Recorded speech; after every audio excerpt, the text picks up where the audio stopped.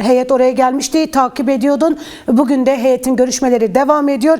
Detayları senden dinleyelim. DEM Parti'nin ve DBP'nin içinde bulunduğu heyetin planı nedir? Görüşmeler nasıl ilerliyor? Evet, dün öğlen saatlerinde heyet buraya ulaştı. 3 gibi Kuzey ve Doğu Suriye Rojava'ya ulaştı. Semerkant sınır kapısından geçti. Burada PYD eş başkanları Fabriki Sobel, Erbil Yusuf, yine kongresler temsilcileri ve çeşitli parti temsilcileri ve demokratik örgütleri tarafından karşılandılar. Daha sonra bu heyet dinlemek üzere yerlerine çekildiler. Sabah saatlerinde ziyaretler başladı. İlk olarak PYD'de bir ziyaret gerçekleştirildi. PYD'de gerçekleştirilen ziyarette yine PYD eş başkanları Pervin Yusuf, yine Harip Yusuf ve yine PYD parti meclisi üyeleri katıldı bu ziyarete. Bu ziyaretle birlikte herhangi birbirlerine iyi niyet bilip eline bulundular. Daha sonra bu ziyaret ağzına kapalı gerçekleştirildi. Bu ziyaretin hemen ardından ise heyet kongresleri ziyaret etti. Kadın kurumunu ziyaret etti. Burada kongresler sözcüsü Reyhan Lofo, yine kongresler diplomasi üyesi Evin Osu tarafından karşılandılar. Nesin Osu tarafından karşılandı heyet. Daha sonra ise heyetin buradaki görüşmeleri yine basına kapalı oldu. Daha sonrasında ise Kürt Partileri Birliği, Enekese içerisinde Enekese'nin olduğu, PDKS'nin olduğu ve çeşitli partilerden ittifakın kurulduğu bu partilerin bir araya gelindi. Burada da çeşitli görüşmeler gerçekleştirildi. İyi niyet dileklerinde bulundular. Hem son Rojava'ya dönük saldırılar değerlendirildi. Bu ziyaretin hemen ardından basına kapalı oldu. Şu anda da ziyaretler devam ediyor.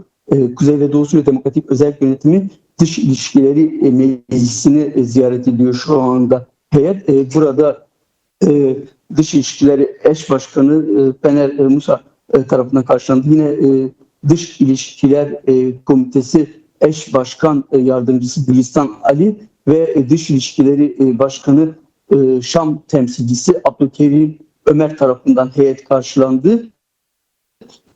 Bu heyetin ziyareti zaten son dönemde bir seferberlik ilanı vardı. Kuzey ve Doğu Suriye Demokratik Özel Yönetimi tarafından yapılmıştı bu seferberlik. Seferberlikle birlikte Bakü'ye Kürdistan'dan ve Türkiye'den aralarında işte DBP, DEM Parti, yine Demokratik Birlik İnisiyatifi, TCA, Barış Anneleri, yine Özgürlükçü Hukukçular Derneği gibi kurumların da aralarında olduğu heyet ziyareti gerçekleştirildi. Ziyaret halen devam ediyor. Şu anda da benim konuğum var, misafirim var. İmam Taşçer bizimle, Demokratik Birlik İnisiyatifinden, hem ona mikrofonu uzatalım, hem değerlendirmelerini alalım, hem de buradaki ziyaretten konuşacağız. Merhabalar, hoş geldiniz. Özellikle Rojava'ya gerçekleştirilen şu an kadar yaptığı ziyarette neler konuşuluyor? Buraya nasıl bir mesajla geldiniz? Rojava birinci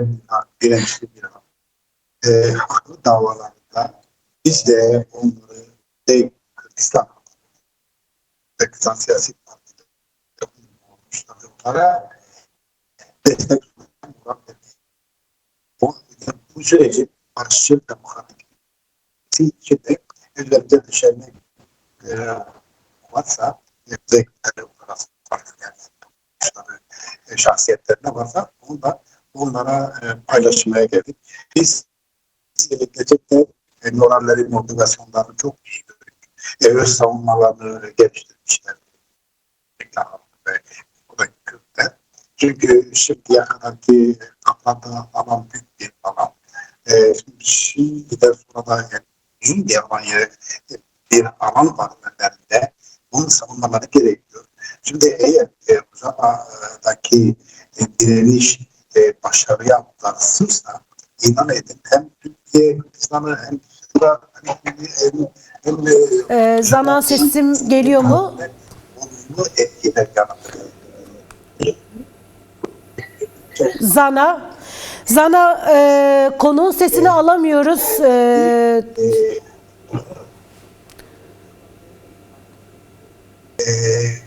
Çok Evet değerli izleyiciler, şu an gazeteci arkadaşımız Zana Deniz İmam Taşçıer'le Rojava'daki temaslarını konuşuyorlardı. Ancak konuğun sesinde bir teknik problemden dolayı, bir sorundan dolayı konuğun sesini alamıyorduk. Ancak İmam Taşçıer Rojava'yı sahiplenmenin, Rojava'nın yanında durmanın önemini detaylı bir şekilde anlatıyordu.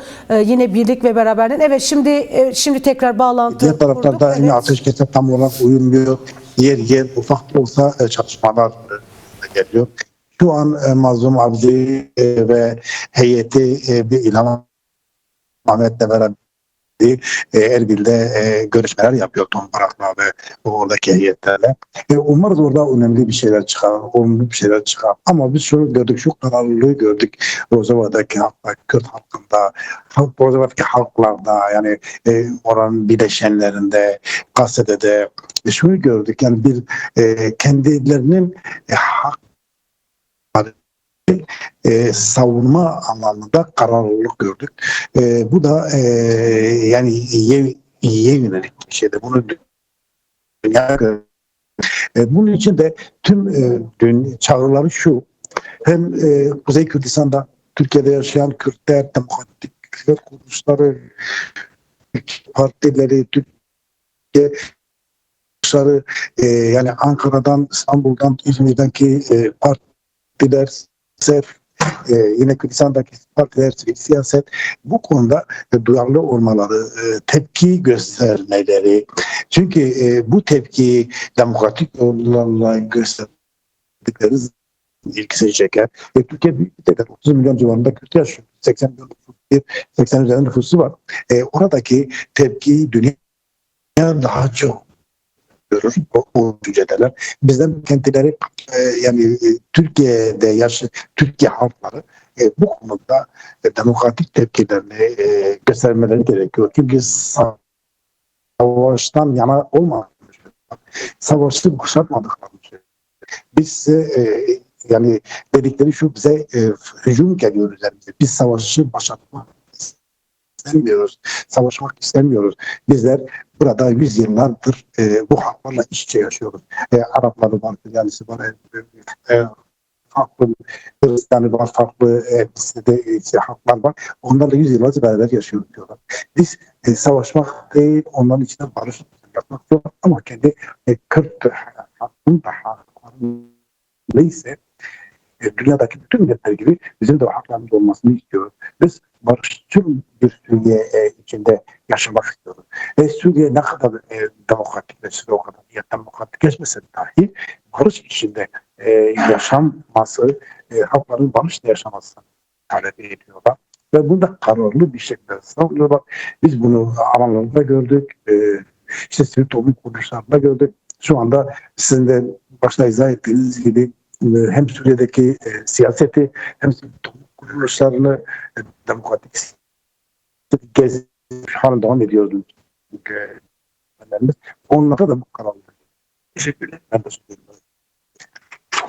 Evet Beritan, özellikle İmam Taşçıer de vurguladı. Aslında Rojava devrimi, Rojava halkı kendi öz savunmasını yapıyor, gerçekleştiriyor. Bütün saldırılara karşı hem HTŞ şeflerinin hem Türk devletinin destekleri karşı kendi öz savunmalarını uyguluyor. Bu anlamda Rojava devrimiyle dayanışmak, Rojava devriminin dayanışmasını daha fazla büyütmek için heyet burada çeşitli görüşmeler yapıyor. Bu görüşmeler devam edecek. Saat 5.30 gibi ise heyet bütün bu görüşmelerini ve izlenimlerini bir basın açıklamasıyla gerçekleştirecek. Buradaki gelişmeleri takip etmeye devam edeceğiz. بايدمر از باند کم کو ورن لوی دره دا خویانیا خو جبو هاتنا خو بدن سلاموريس. مرحبا يا أصدقاء الأعزاء، أحييكم بالمحبة وبالاحترام. نحن اليوم عملنا زيارة لإدارة روجوفا، وزيارتنا خاصة ندعم روجوفا. وهلا الحرب البدا في روجوفا، نحن متأسفين كتير، وإن شاء الله بينتهي يوم لوقت وصرعا. للأسف السنة الماضية في سوريا انعاش مجازر كبيرين كتير، وهلأ للأسف كمان في روجوفا. سوريا هي غنية من الشعوب، غنية من الأديان، هي غنية من المذاهب، هي غنية من الثقافة، ونحن نريد كل شعوب في سوريا وفي الشرق الأوسط يعيشوا وبالإخوة. وللأسف هالجغرافيا هي جغرافيا حزينة، هي جغرافيا ترابة معجون في الألم، وبنفس فينا نحن نقاتل مع بعض. الناس بيتفرجوا علينا ونحن بنتقاتل مع بعض، هاي لا نقبل أبدا. هالمنطقة فيها خطر كبير، وكل الشعوب في هالمنطقة وخاصة في سوريا هن تحت خطر كبير. ومن شان هالسبب لازم ينتهي هالحرب فورا. إدارة روجوفا لا تريد الحرب أبدا.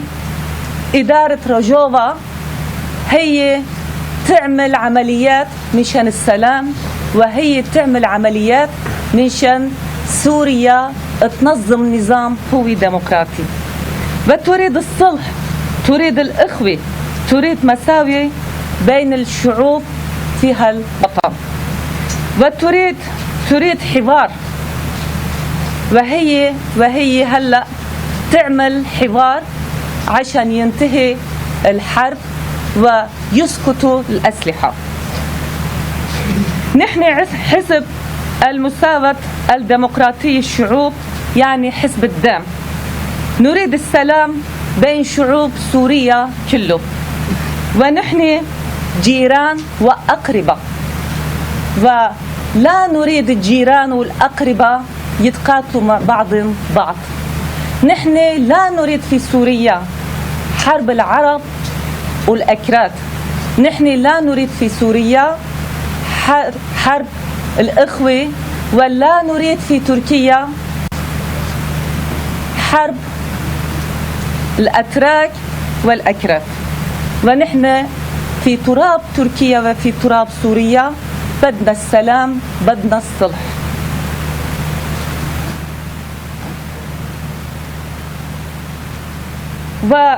ونضالنا لسلطة الشام، هالحرب لازم ينتهي فورا، والأسلحة لازم تسقط فورا. وهذا النداء لحكومة تركيا، في إمكانيات تلعب دور بتأسيس السلام سوريا. تركيا هي فينا تلعب دور مشان السلام، ولازم تلعبوا لها الدور فورا. وهذا النداء لدول العرب ولكل الشعب العرب في كل المنطقة. العرب لازم يلعبوا دور بسوريا، كل دول العرب لازم يلعبوا دور بسوريا مشان الصلح والسلام.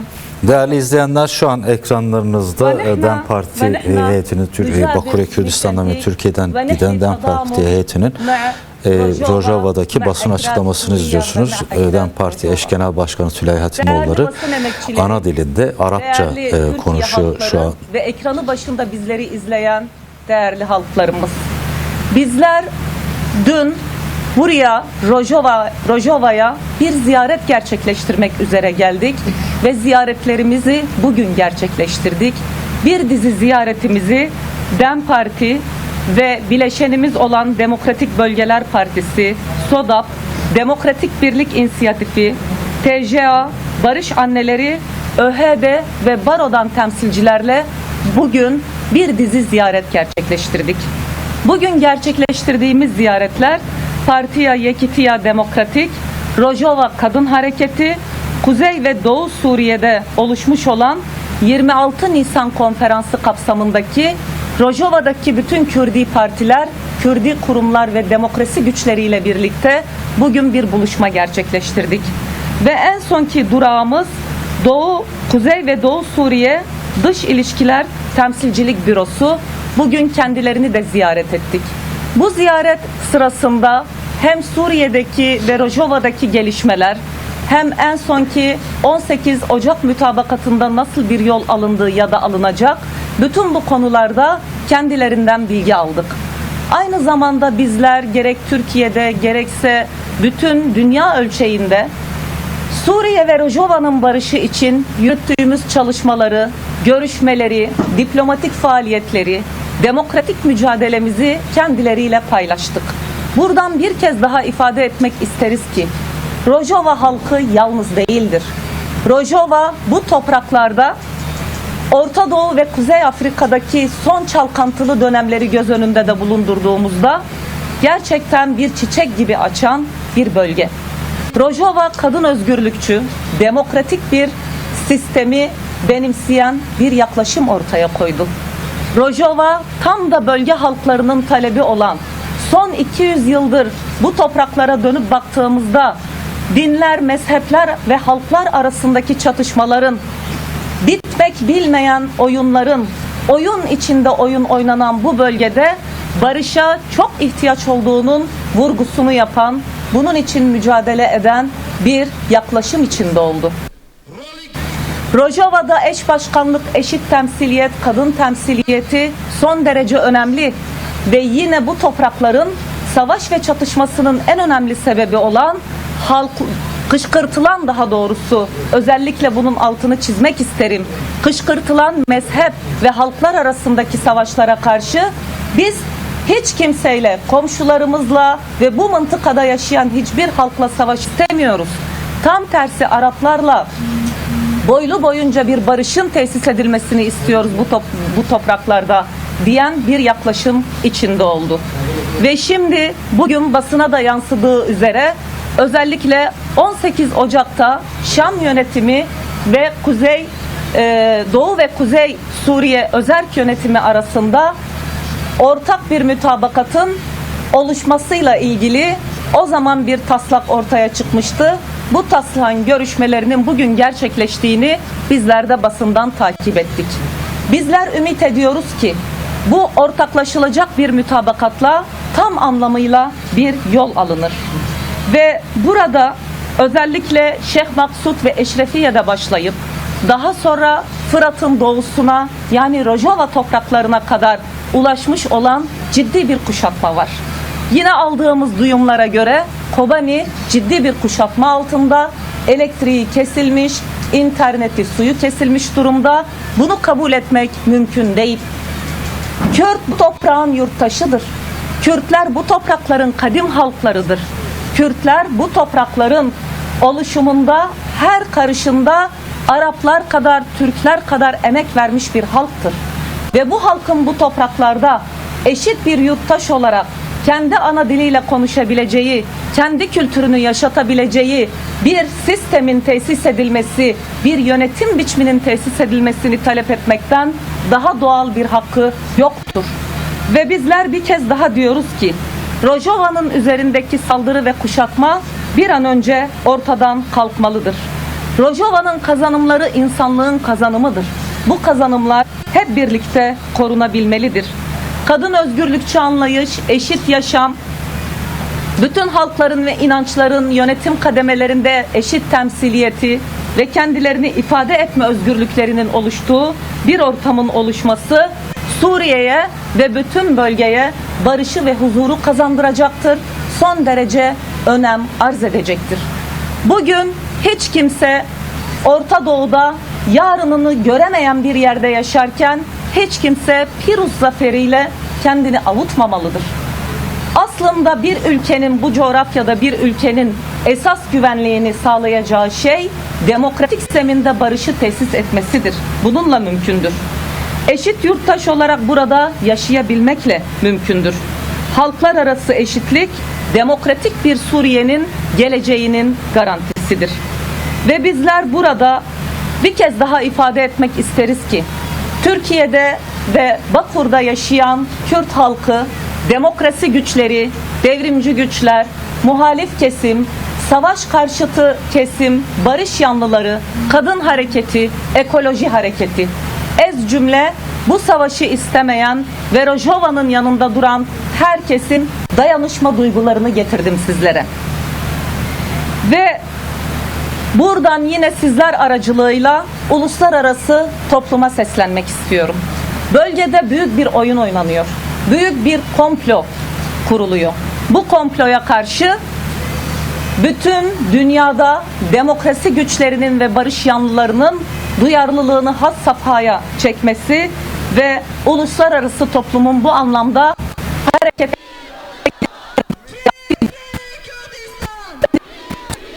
fazla savaşı, kanı, gözyaşını kaldıramaz. Ve yine buradan garantör ülkelere seslenmek istiyorum. Garantör ülkelerin görev ve sorumlulukları var. Ancak bu görev ve sorumlulukların son zamanlarda ciddi bir biçimde ihmal edildiğini görmekteyiz. Ve buradan garantör ülkelere bir kez daha sesleniyorum. Görevinizi yerine getirmelisiniz. Ve yine Rojava topraklarından Türkiye hükümetine ve iktidarına seslenmek istiyoruz. Bu topraklar barış istiyor. Bu topraklar kaynayan bir kazanın altına ateşle yaklaşmayı kabul etmez. Ve dolayısıyla bu topraklarda barışın tesis edilmesinde Türkiye'nin çok önemli rol ve misyonu olabileceğinin beklentisi içindedir herkes. Ve bir kez daha buradan çağrımızı yineliyoruz. Türkiye'nin bu süreçte oynayabileceği en önemli rol Suriye'nin barışının tesis edilmesi, demokratik bir Suriye'nin inşa edilmesine katkı vermenin halkı bunu beklemektedir. Ve Türkiye'nin özellikle Giuliani ile ilişkilerine baktığımızda bu konuda çok önemli bir rolü yerine getirme olasılığı yüksektir ve bu görev ve sorumluluğa biz buradan bir kez daha çağırıyoruz. Biz şuna inanıyoruz. Bölgenin barışa canı gönülden ihtiyacı var. Bizim topraklarımız kanla yoğruldu, acıyla yoğruldu ve artık yeter diyoruz. Bu coğrafyada tesis etmeliyiz. Ve yine oynanan büyük bir komplo ve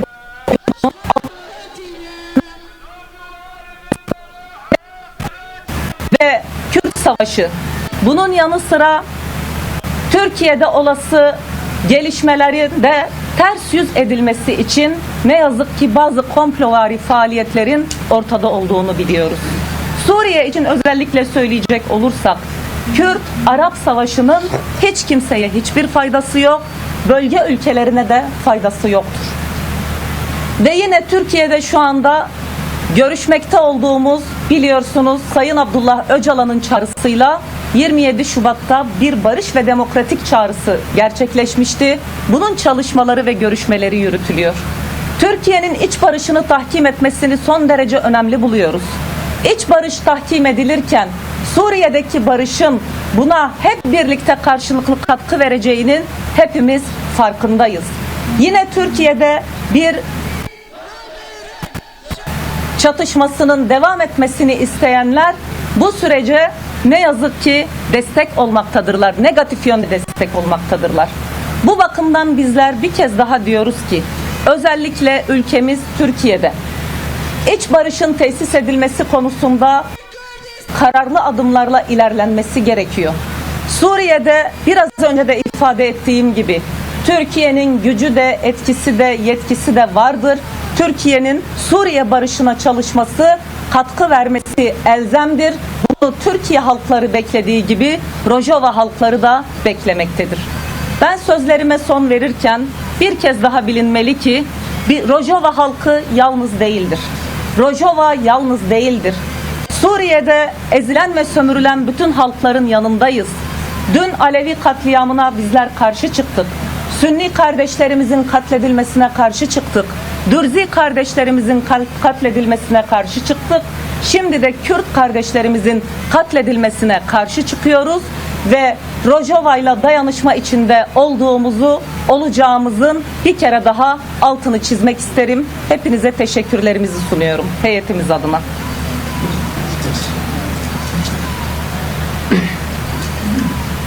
Çapemeniya hêja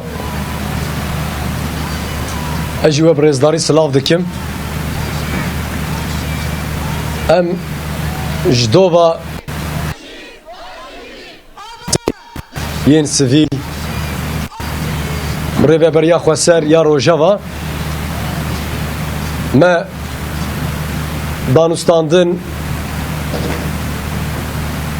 kir û îro jî em vê daxuyanî li pêşberî we didin. Em di Nîsanê da jî weke şandeyekî li Bakur û Tirkiye em hatibûn sala çûyî da. Heyet olarak gelmiştik geçen O yılda. serî da 8 metre bas bû. Üzerinden Em 8 niha ay jî geçti. Rojava ne? Şimdi Rojava'dayız. Di navbera van her du Bu zaman hatina da aralığında netiştekî bu fark gidiş kir. gelişte Em şunu fark dixwazin ettik ki ji raya giştî raj, cîhanê raj, dünyayê ra parve bikin. bunu bütün dünyayla paylaşmak istiyoruz. Di Nîsanê da wexta kom hatin. Nisan ayında em geldiğimizde nêzîkî heftiyekî burada bir hafta hemî kolan, bajar, sazî, bütün rêzistî, şehri, her yeri, tüm bileşenleri gezdik ve bunlarla görüşmeler yaptık ve 4-5 günlük bir gözlemimiz oldu. Bu gözlemlerimiz içerisinde şu vardı. Özerk yönetim tüm gücüyle yeni bir yaşamı daha önce bu topraklarda var olan savaşların sonuçlarını ortadan kaldırmak istiyordu. Yaşamı inşa etmeye çalışıyordu. Sağlık, eğitim, yaşam her yönüyle insani ihtiyaçları, toplumun ihtiyaçları için hazırlıklar yapıyordu. Yeraltı, yerüstü her şekilde hazırlık yapıyordu. Fakat bugün bu 8 aylık süre ardından gözlemimiz şudur. Şu an her yönlü mecburi olarak vahşice saldırıların yarattığı bir mecburiyetle bugün tüm gücüyle olağanüstü bir durum ve savunma durumu içerisindedir. Ancak biz de hepimiz takip ediyoruz. Dünya da takip ediyor.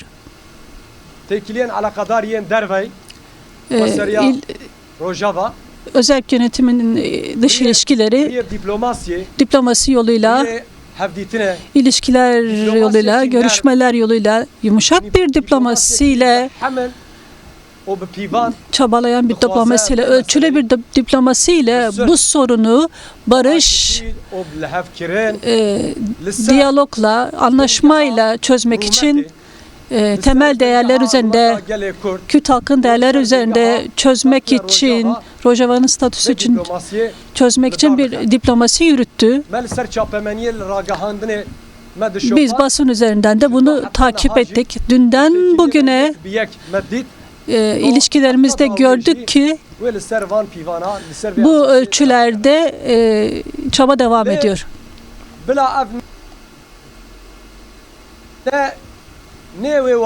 Ancak bu şu anlama gelmiyor.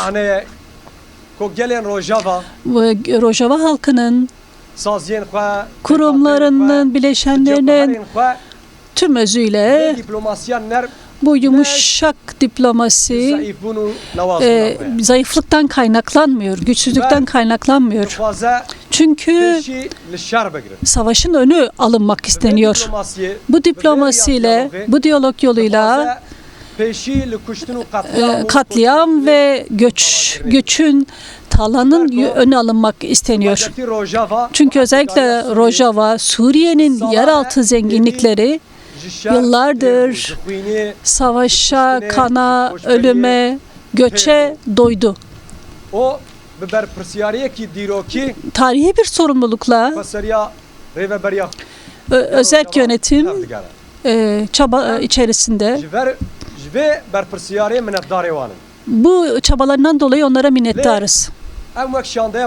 Biz de Kuzey Kürdistan ve Türkiye heyeti olarak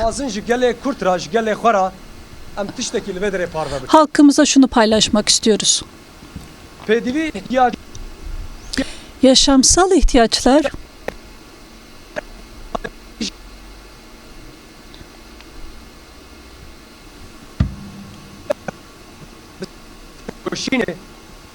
O bir peşenktiya jinu civanen Bakurê Kadın ve gençlerin öncülüğü var Kuzey Kürdistan'da. Bu direniş, bu mücadele, bu duruş ki kaç gündür Kuzey Kürdistan'da devam ediyor. Özellikle de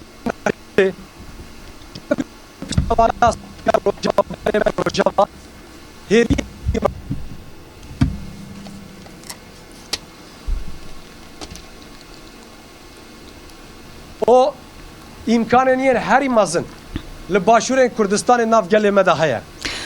Güney Kürdistan'da büyük bir imkan var. Sadece sözle dayanışma değil, sadece duygularla bir dayanışma değil. Eylemlerimizle, eylemlerle destek olunmalı. Erdnîgariya Rojava o em tevê berxwedana tekoşîna Rojava bibe.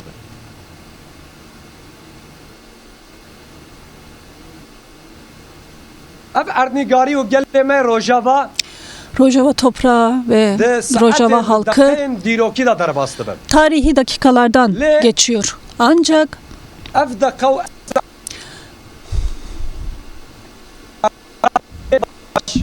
ku em naxwazin eger têbere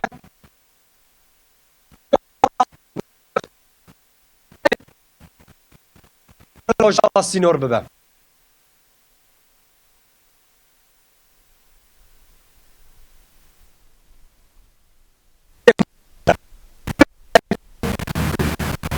Ev êriş ev dijî insanetiyê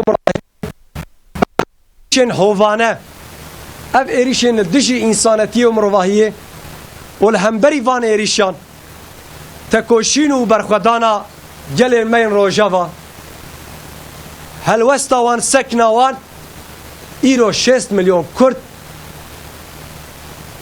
bi ruhê Kurdîtiyê bi ruhê netewiyê rabûye Serpiya.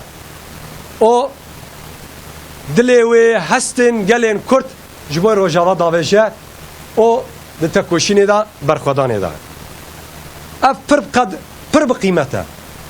Pir bi bandor e, pir bi dîrokî ye lê bi hewqas pîlan bi hesab û kitabên kûr û dirêj o bi piştgirî û piştevaniyan hêzên nav netewî û nav dewletî da hê jî tiştê ku em bikin di pêşerojê da gelekî heye.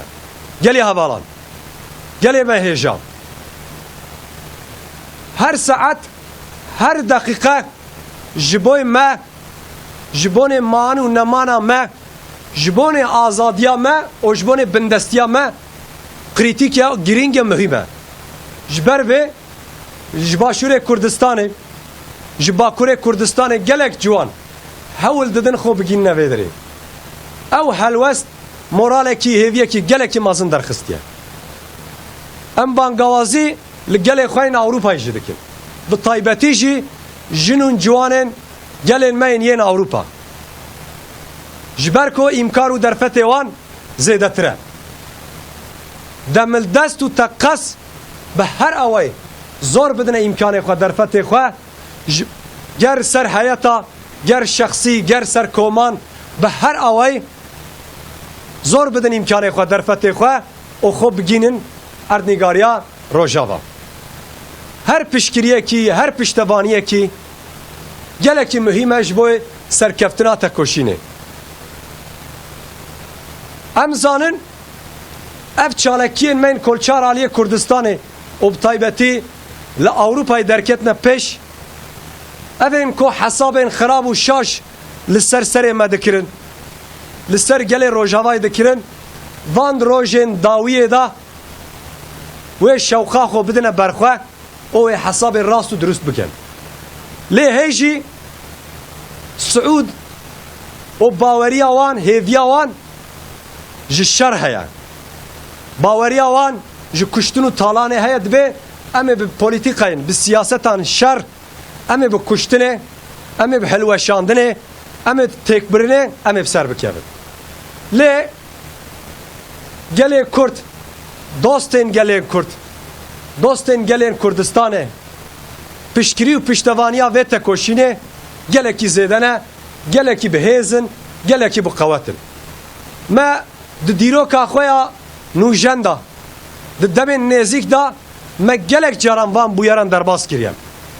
û em bi vê hêza xwe, bi vê qeweta xwe em bawer bibin, em bi gelê xwe bawer bin, em cewhera xwe bawer bin, em ê bi ser bikevin. Bawer bikin wê serkeftin ya gelê Kurdistanê be ya gelê Kurt be. Bangawaziya me ji hemî sazî û rêxistinê û pêkhate hereket û tevgerê Kurdistanê ra jî heye. Êdî em geştine wê qonaxê, em geştine wê astê ku êdî Kurt hewara yekîtiyê dike. Hewara li ser esasên yekîtiyê hemî hizb, hemî hereket û tevger ji bo piştgiriya xwe ku nîşan bide û bi awayê şêmber ne bi gotinê ne tenê bi axaftinê, bi gotin û axaftin û bi pratîk û polîtîkayên şêmber gelê Kurt hewara yekîtiyê dike. Em li vê derê bi vê şandeya xwe me xwest em vê helwesta xwe, hestên xwe ne tenê bi gotina xwe, bi pratîkên xwe me demildesta qes em xwe bigîne erdnîgariya Rojava Kurdistanê. O em li vê derê ne. Em ji dinyayê ra îlam dikin. Saziyên sivîl, saziyên mafên mirovan, kesên yên cîhanê yên dinyayê ku her tim digotin em ji Kurdara deyndar in, em ji pêşengiya Kurdara ji bo ku pêşengiya mirovahiyê kir em ji wan re deyndar in. O em wan serbilind û serfiraz in. O gelên heremê yê ku digotin heger îro em hebin, heger îro em jiyanek dijîn, em minetdarê Kurdan in, roja ku wê minetdariya xwe bi cih bînin û pêk bînin. û bi her awayî piştgirî û piştevaniya xwe ya şêmber nexşereyekê eşkere û vekirî ji tekoşîna û ji berxwedana Rojava ra û ji gelê me Rojava ra eşkere bikin.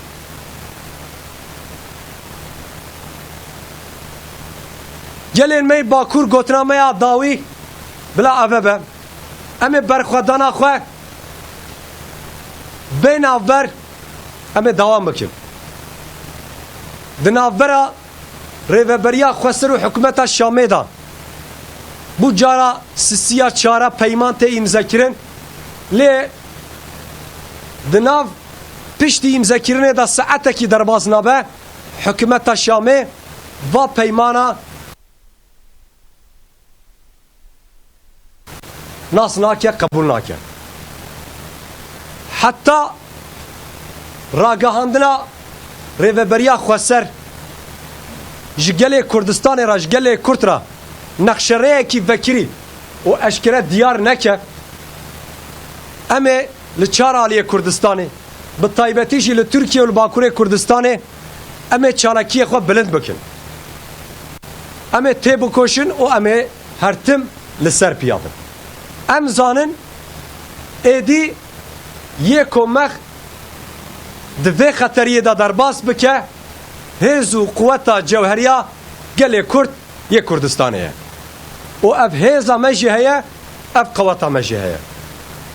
Li ser navê şandeya xwe me xwest em van hestê xwe, van biryara xwe, vê nexşereya xwe bi taybetî jî ji gelê xwe Rojava ra, ji sazî û rêxistinên Rojava ra û ji gelên Kurdistanê yên cîhanê ra parve bikin. Gelek spas.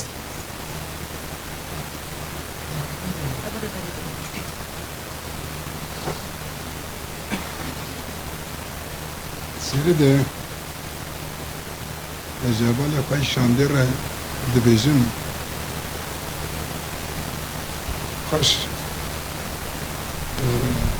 ki xweş bû îro heval mêvanê me ne û li ser axa welatê از عربی دبیجم شکرا اهلا و سهلا و ترکیci dibêjim hoş geldin. Çok teşekkürler.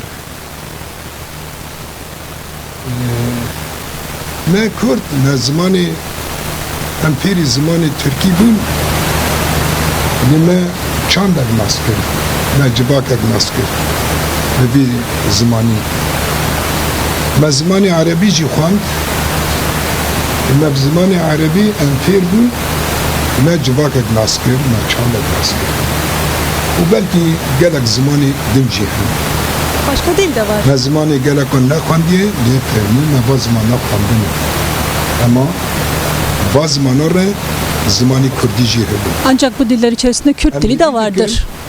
Umuyoruz. me hîvî dikir berxwedanekî pir mezî jî kir arman jî ew Çok büyük bir direnişle gerçekleştirdik. rast gorî ehlaqên ev tekuşîna kir ev xebata da me şandin û ew jî me nas bik zamanê zimanê Kurdî bixwînin zimanek fermî be were qebûl kirin baş û kur çanda me ehlaqa me civakbûna me nas bikin demê pêş ez barim İleriki süreçlerde bu olacaktır. çünkü eğer bu sekna gala Çünkü eğer halkların duruşu, halkın duruşu buysa, halkın direnişi buysa, mezin heye büyük bunun gerçekleşmesi ve çözüleceğine dair büyük bir umut vardır. tekuşîna xwe Bu umutla, bu inançla direnişimizi devam ettireceğiz. na îro Rojava Bugün Rojava tüm dünyanın gündemi olmuştur. hem Rojava Hem Rojava Kobani hem Kobani gündemek gündemdedir. o şeşi mehide 6 Ocak'tan bu yana, kaderi bu panzer roj yani yaklaşık 15 gün oluyor. hepçün Savaş, çatışma, katliam, talan bebavari lehemberme gelek izide devam ediyor. Bu çok fazla arttı. şerri dijwar te meşandın Çok yoğun, çok sert bir savaş yürüyor. ilmehatiye farz kirin Bizim üzerimizde katliam farz ediliyor. Bu neyin sonucudur? Bir komplonun sonucudur. amaregi dueli müye Bu bir komplodur. kheri ne evvelatna bedeng nabın lehember zulmü bedeng Zulme karşı sessizler. rubiti bedeng Vahşiliğe karşı sessizler. vahşetiya Daesh u Jolani bedeng DAEŞ'in ve Jolani'nin vahşetine karşı sessizler. Bunun önünü açtılar.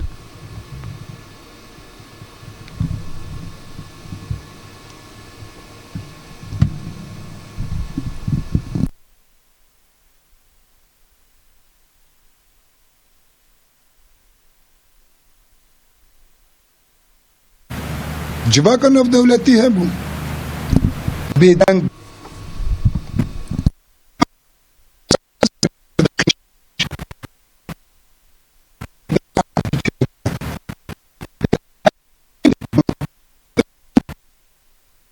Huviti u qarkirin hebe li serê gelan alîgirên gelan jî çêdibin em bêj bîr nekin em bi vê û bi vê piştûvanî em hêz dibin xor dibin araçî ev e şandej Bakur Kurdistan û Türkiye berê xwedayê hatiye vê derê ev bi serê xwe hêzeke ji bû me ev serê xwe diyar dike ku hêzekî gelan ji Kurd, Türk, Arab pêktê demekî ba dîmena çi diyar dike hêvî mezin heye hêviya biratê me qut nekiriye tiştekî me stratejîk e Daeş biratê nake Colanî biratê naxwaze lêk vana naxwast nebû tê menê ku biratî na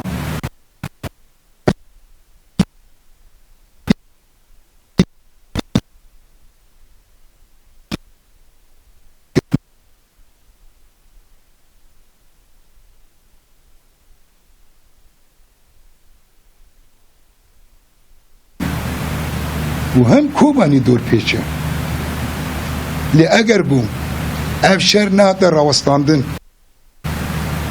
اگر بو اف شر نهات تیک برن مسیری ورق زارو کوی چی به کیش خواب پرستکه اف دولتین گرانتور اف دولتین دار برسه وانش وان کمکوجار چی به دیرو که ده عجب وی چاوا کانی بین خواهیفات ممکنه شنگال گیدن دوباره بکن احتمالش گیر رو بکریه جبوه ما تدبیر خواه گرتیه جبوه هم کتنا نفیر اگی گیشتی هم پارستنا خواه دکن و پارستنا مجر روایه نمتنی دیدن هر کس کتیه به پاراستنی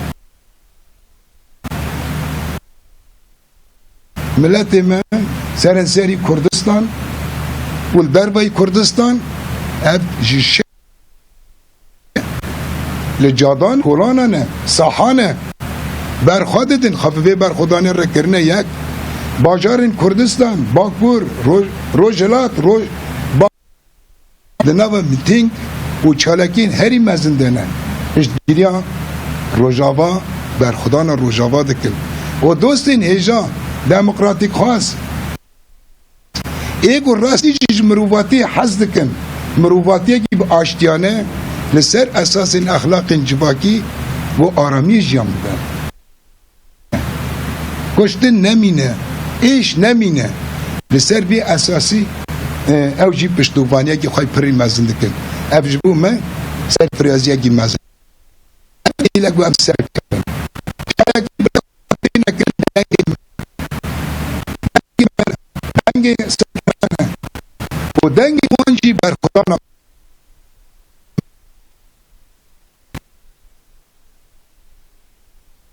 مگرانه و ابجاب هر هیرو الهوليريا جبنا هیرو الهوليريا